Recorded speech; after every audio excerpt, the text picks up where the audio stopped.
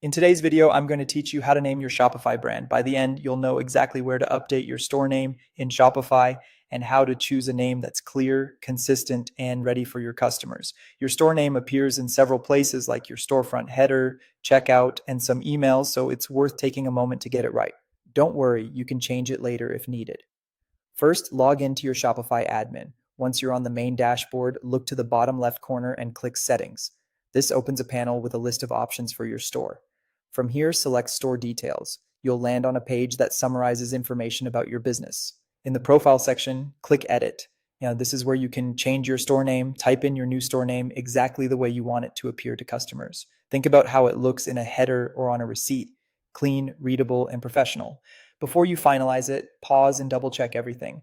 Make sure the spelling is correct, your capitalization is consistent, and there aren't any extra spaces. Avoid unusual characters since they can look cluttered or cause formatting issues in certain places. When you're happy with it, click Save. Your changes usually take effect right away, though some areas may refresh after a moment. Note that editing your store name here doesn't change your domain or your legal business name. This is specifically about what customers see throughout your store experience. Now let's talk about choosing the right brand name. Keep it simple and easy to remember. Short, clear words help customers recall your brand and type it correctly. Use the same name across your logo and social media accounts for a consistent identity.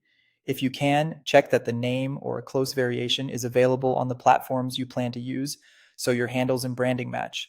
Avoid unusual characters or extra spaces. Clean text scales better across themes, checkout pages, and different devices. Choose a name that reflects your business and is easy to pronounce. Say it out loud and imagine introducing your store to a friend. If it flows naturally, you're on the right track.